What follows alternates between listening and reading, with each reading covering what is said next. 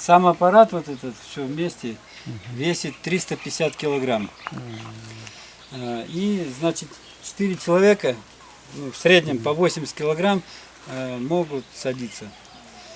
Вот. И скорость у него до 200 километров в час. Полетная скорость. Он может лететь медленно, может... Самолет, допустим, не может лететь медленно, он начинает перевешивать, начинает падать. Ему нужна скорость. А этот аппарат, он летит и на маленькой скорости. Можно мотор даже отключить, или если мотор, допустим, заклинит, бензин кончится или еще что-то. Аппарат не теряет способности управления. Аппарат просто снижается, когда начинает снижаться. А от встречного потока воздуха она раскручивается лопасть, и он планирует просто как кленовые листики. Вот планирует, так же и он планирует. Поэтому это аппарат, он безопасный. Я это уже делаю второй. Первый я делал, вот я его разобрал здесь, запчасти. Я делал сам по своим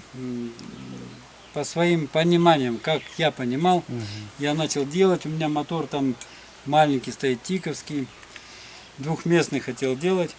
Это было 4 года назад. Вот 2-3 года я делал. В зависимости от того, как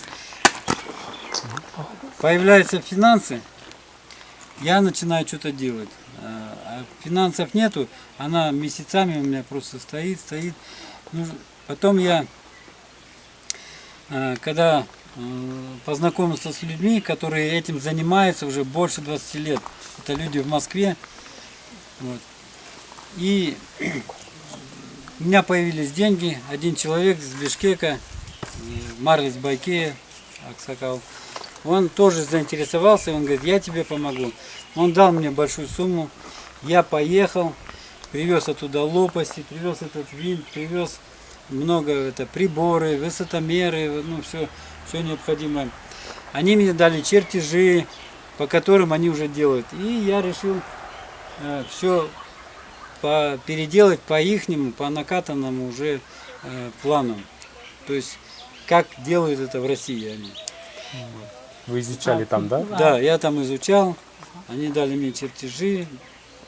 Летать. И я хочу, и у меня создалась идея, что для Кыргызстана сделать, это первый экспериментальный аппарат, который, если подымется, все будет нормально, то по его модели можно сделать мини-производство для Кыргызстана.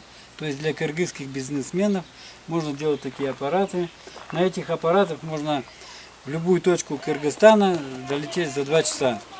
Ему не важно там горы, бездорожье, погода, он может и зимой летать. Вот. На машине мне вот с Джалабада ехать до Бишкека нужно 600 километров. И для этого нужно 10 часов. И для этого нужно много бензина. На этом аппарате не нужно 600 километров. До Бишкека напрямую 230 километров. То есть за 2 часа на этом аппарате можно долететь. И поэтому расход бензина будет намного меньше, чем на автомобиле.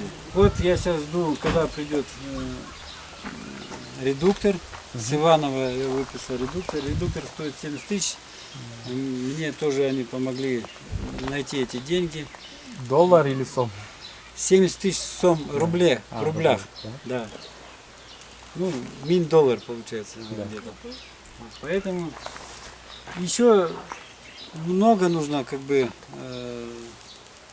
производства. Нужно сейчас вот до этого мотора запускать его, чтобы нужно бензобак, бензонасос, бензофильтры, радиатор, генератор, все провода. В общем, все это нужно собирать, подключать. И еще деньги нужны для производства кабины. До этого сколько вы потратили? Ну, я уже все полностью за 5 лет я потратил где-то 500 тысяч.